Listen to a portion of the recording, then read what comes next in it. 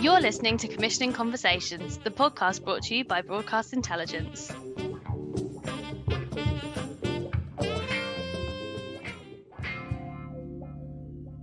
Hi, and welcome to Commissioning Conversations. I'm Alice Redman. And I'm Heather Fallon, and we are both reporters and researchers for the Commissioner Index. This week, we're joined by the team of Sophia, Vahdati and Matt Ross from Digital Eye to discuss all things MIPCOM. Eager Commissioning Conversations fans might have noticed that we've had a week off. But not to worry, we're back. And the reason we had a week off, because we jetted off to sunny Cannes, which was actually a lot warmer than it is here. And while we were over there, we met up with Matt and Sophia. So hi, guys. Hello. It's good to be back on. Thank you for having us again. It was good to see you out there as well. It was, as you say, much sunnier. Flying back into London through all the clouds and stuff wasn't particularly fun. And it's been pretty miserable since. So I am missing the sunshine and the seaside, I must admit. But it was really, really good to see you there. It's quite funny that you guys are in Bristol and we're in London, and it took us all going to Cannes to see each other in person for the first time. Definitely. I have to say, though, sometimes you meet people you've only met on a screen before and they look really different. You guys looked exactly how I thought you were going to look.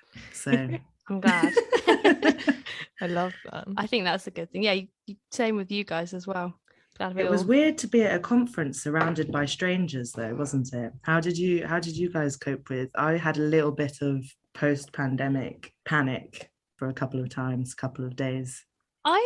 For some reason, I really was hesitant, thinking that I was going to struggle. And then I got there and I was like, I forgot about anything that had happened in the past couple of years. I was like, oh yeah, back to it. Hi, walking up to strangers. It was really strange to fall back into it that easy. I thought the airport might freak me out, but it didn't. Felt absolutely normal, which was really nice. I think I would have found it more overwhelming, but I think I went in expecting it to be so busy, but because it was quieter, that almost balanced me out a little bit. So I think one of the things that a lot of people did mention was that it definitely felt a lot quieter than it usually would. But actually, I think that was quite a good thing. It felt like every conversation that you had and everyone you met, it felt really productive and a bit less rushed. I don't know if you guys felt that.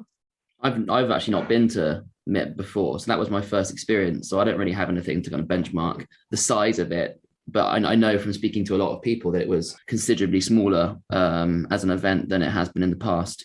And that made it quite convenient, nice and easy to get in and around. And we actually got some really nice meetings. We got to have some more in-depth conversations with people, which I think was great. But yeah, I don't actually have anything to compare it to, but I hear it gets completely crazy. In a pre-pandemic era, it was massive. My last MIP, I was absolutely shattered by the end of it. I spent about 4 days just constantly in sessions, meeting people, then everyone would have a drink, and it was just the most exhausting thing. So in a way, I appreciated the slow easing back. So let's move on from the kind of social side and into the more TV focused side. What was everyone's key takeaways other than the quietness of it all? So I had a couple of things.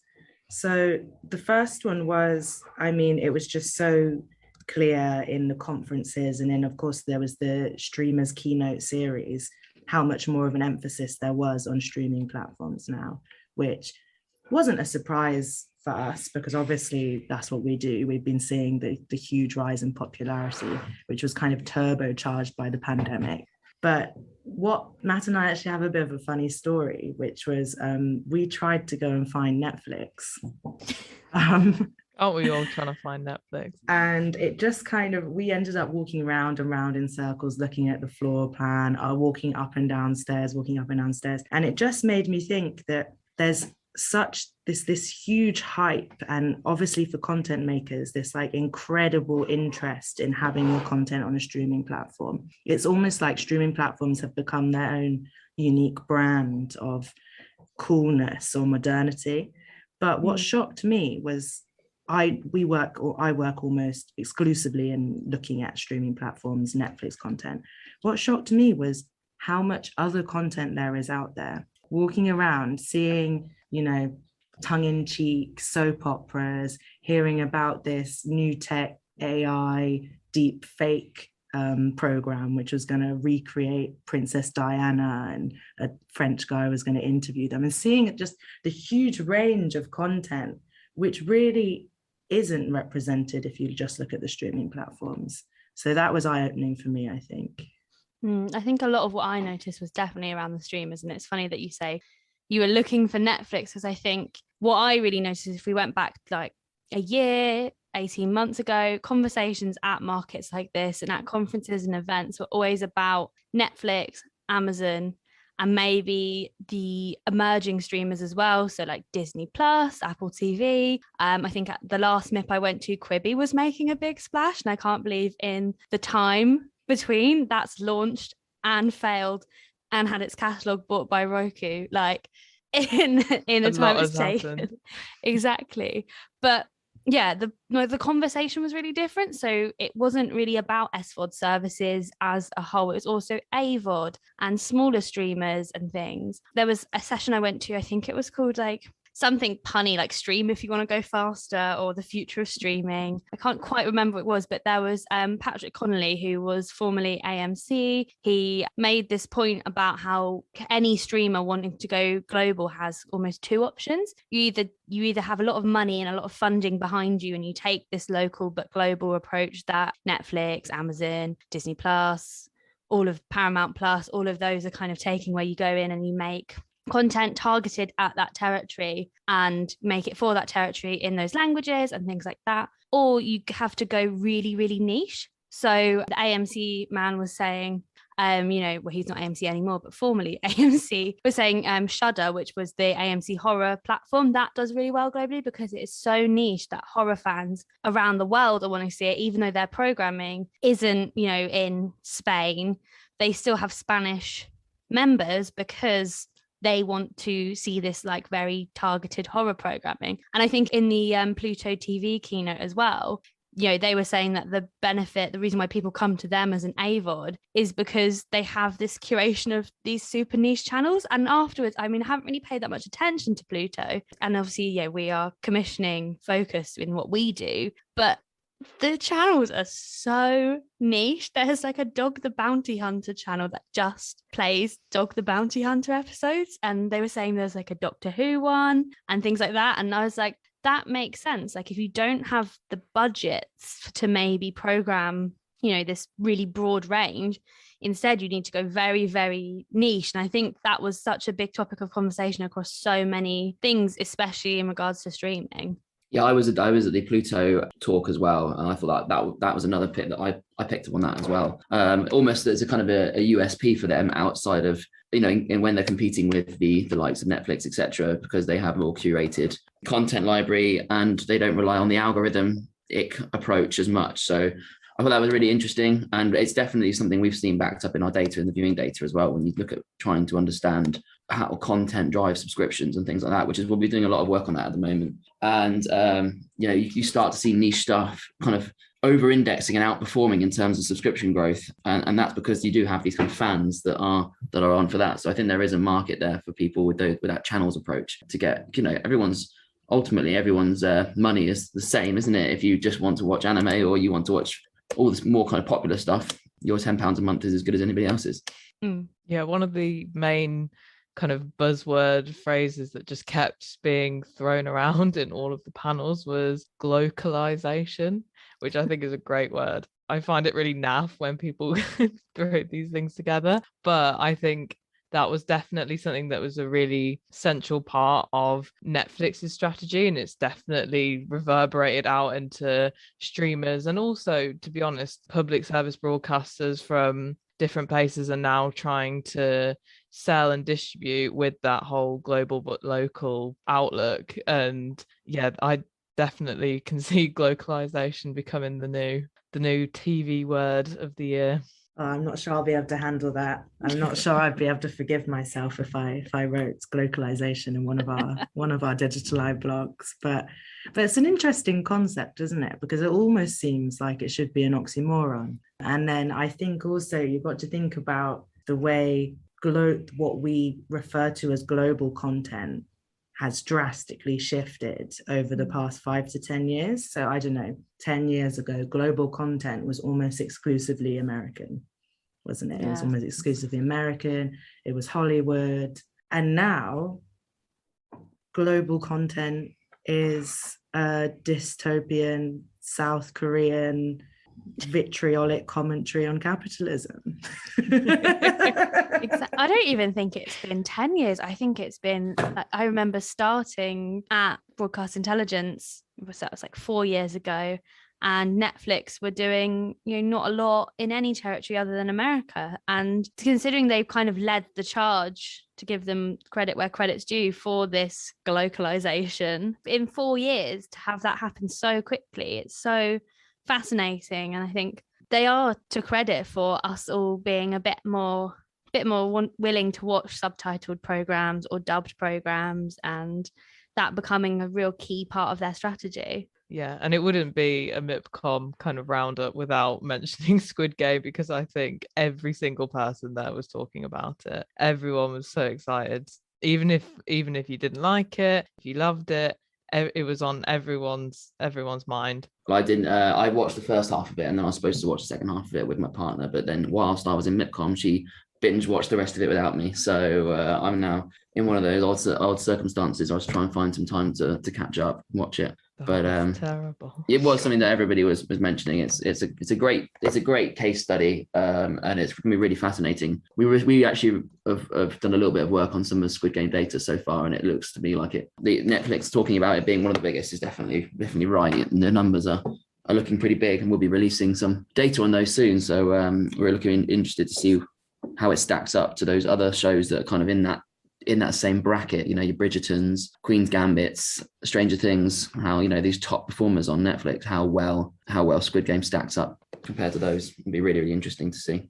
And I know we're talking about MIPCOM, but it'd be just interesting to hear what you make of Netflix changing the way they measure shows. They're dropping this 2-minute thing, which I think is definitely a welcome move. As someone who then read about it and then thought, how many times do I watch the first 5 minutes of something and go, not for me, but I've given it a solid 5 minutes. Yeah, I think people people get quite frustrated about that. But I mean, we do see in the data that once you get into that kind of few minutes, it does tend to flatten out the viewing levels. The biggest drop off is in the first few minutes. And I know we talked about the possibility of doing a bit of a podcast on understanding the importance of that first few minutes. And I think that it is amazing what we see. So it will make a small difference to the change. But I think what people want is just consistency. So how can I compare what Netflix is saying to report from a different company? But I think that you're only really going to get that with independent measurement ultimately. So yeah, that's hopefully where we might be able to. We might be able to fit in.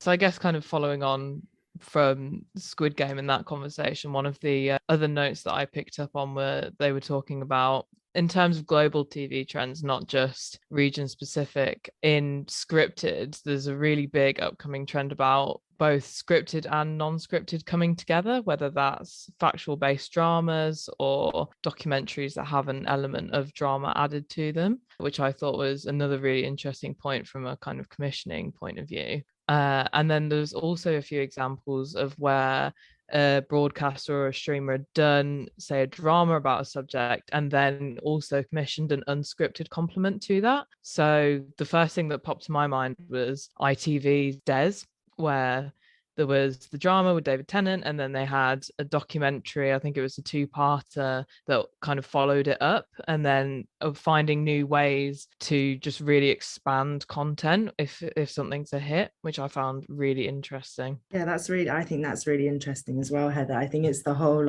I've seen as well, I didn't see loads of it, admit, apart from I think there was the presence of some video game producers. There is this whole idea of a transmedia narrative of when you get a good story, the way it can also, I don't know if you've seen recently, but there's been a DC Batman podcast has been put out at the same time, and then it really makes sense kind of when you get onto a good idea. And in terms of commissioning, I guess one thing that producers could bear in mind is almost do you have more than just your product? Could your product become a whole world of content? I think that's a really strong position to come from when you have that whole kind of encompassing world. I think it really goes back to that kind of niche, dedicated, fanatical audience that we were talking about earlier with the different streamers. You know, if you are a fan of true crime and this, you know, this crime piques your interest, you are going to watch the drama and you are going to watch the documentary to find out a bit more about like what happened in real life. And you'll probably listen to a podcast of people discussing it. It is very targeted as well in these areas of people, these areas and subject matters where people are very dedicated. It goes back to the fanatical audience that will come to multiple avenues of media if something is interesting to them. And, you know, there's a lot of power in creating fans of what you're creating and giving them more. Yeah. And then finally, I'd say in non-scripted, the kind of key change in remit that was mostly discussed was this big pivot, and also definitely a pivot that should have happened a while ago, but nonetheless was this, I'm hesitant to call it a trend, but maybe a greater effort to reflect more parts of society more actively, with activism and social change becoming a much more key focus. And this isn't just in terms of race or gender or social class. It was trying to find ways in which any kind of program can have an additional layer of social purpose or change. So one that was mentioned quite a lot was Channel 4 series Johnny's Blade Camp, which I found really interesting, and I think it will be definitely one to watch to see if it's something that is happening because it's current and it's something that audiences have really demanded from broadcasters and streamers that they've just been trying to respond to, or whether this is a much more long-term change. They had something similar in the Paramount Plus commissioning keynote. They said, you know, if, you know, obviously it's again a globalization commissioning streamer, Buzzword. but they said, you know, we're commissioning locally for global audiences, but if you're, let me just find an actual direct note. So in the session, they said that, you know, shows that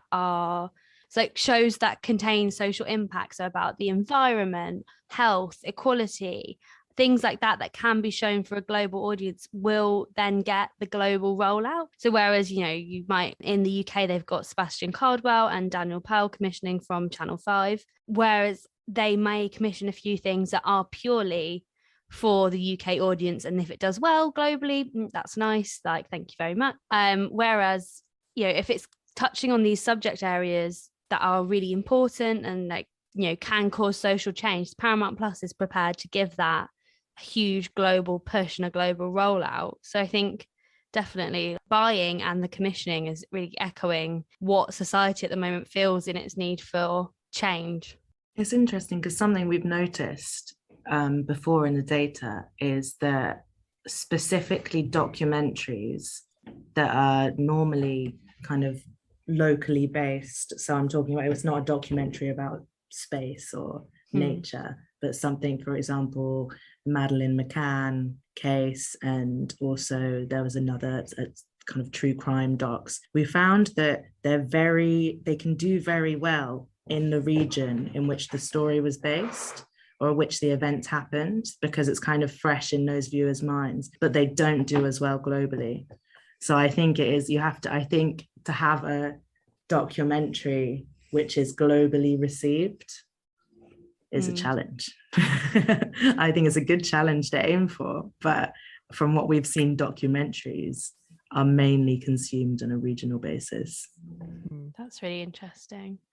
Tend to do better in the UK as well than they do in other European territories that we've mentioned. The generally documentaries, I think like Tiger King was absolutely massive in the UK, and it did well over in Europe. It didn't have quite as many viewers, didn't have as strong reach as it does in the UK, which I think is quite interesting.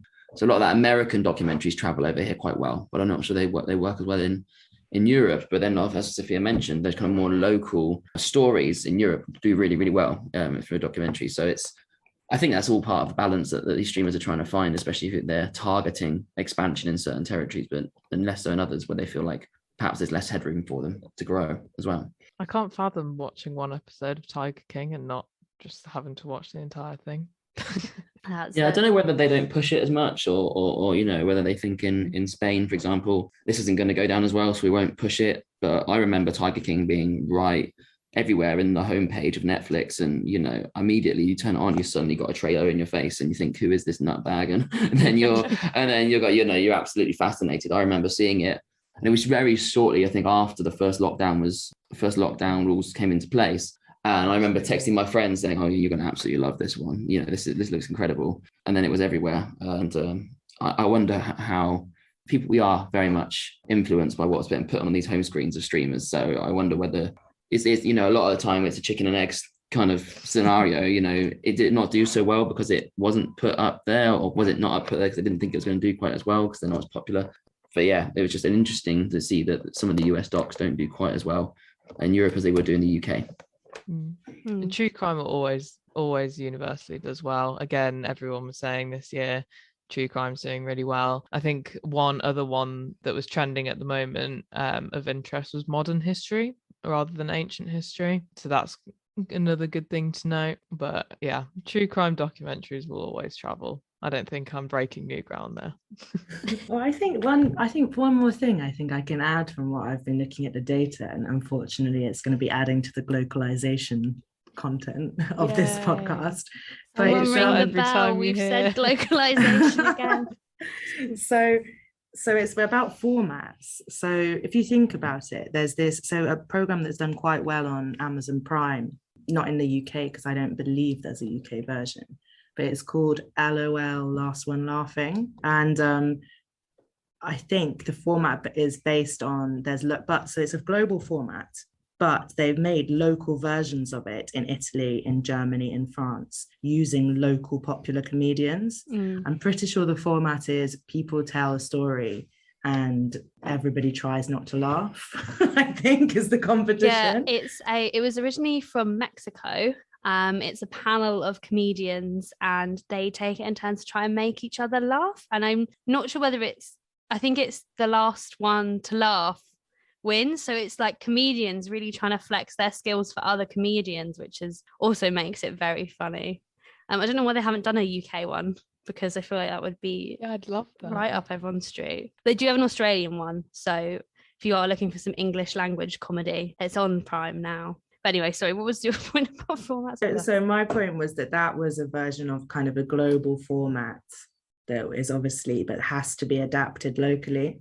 So the idea and the format is global, but that's something that has to be adapted locally, because another thing that we've seen, not for every piece of content, but in a majority, is that local comedy doesn't always travel globally. Yeah, I can imagine local comedy being very subjective.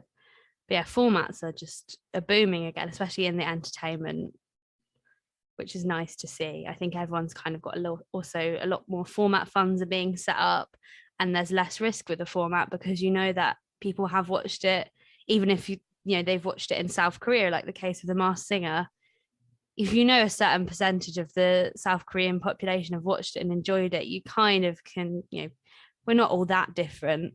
And I think, with these struggling times, with especially like on the PSBs globally, they're trying to make budget stretch, they're trying to compete with the SVODs.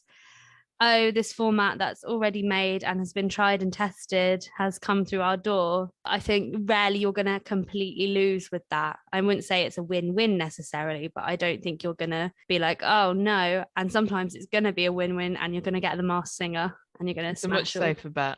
Yeah. Much safer bet. 100%. It must be interesting because I imagine with the PSBs, the budgets are starting to be squeezed, so the risk level when it comes to commissioning is increased, and then having that kind of safe bet, whereas it's performed well here, so we think it will travel. Probably a less risky option than taking a punt on something a bit more out there that's not been tried. Yeah, for sure. But then if you do take the punt on something out there that's not been tried, and then you can sell those format rights globally, you're laughing. Yeah. You got your Masked Singer or your Last One Laughing. Talking about that, kind of what Sophia was saying as well, just random point. I saw something on the other day that somewhere in the UK, they're building a Squid Game experience. So you can go there live and play all the games that they did. I don't think I don't think the punishment for losing is quite as severe as it is in the show. But yeah. So I think that's just another example of how these things kind of spawn all these different related. I imagine there'll be a game. They'll probably make some sort of game out of it. It would be a really good one for Netflix's game strategy as well. So, you know, there's really interesting stuff that comes off the back of having a big hit. For sure. Wow. I think that probably is all of our MIP experiences summarised very nicely. Yeah, thanks again for coming back to the podcast, Matt and Sophia. It's always a pleasure to have you. Well, thank you very much for having us again. We look forward to the next one. Yes. And if you are interested in coming on the podcast or want any more information about becoming a member of Commission Index, we would love to hear from you. You can drop us a line on info@broadcastintel.com or come direct at firstname.lastname@broadcastnow.co.uk. Thanks for listening. Bye. Thank you for listening. We'll be back soon with another podcast, but in the meantime, be sure to check us out and all the latest commissioning briefs and programme greenlights at broadcastintel.com.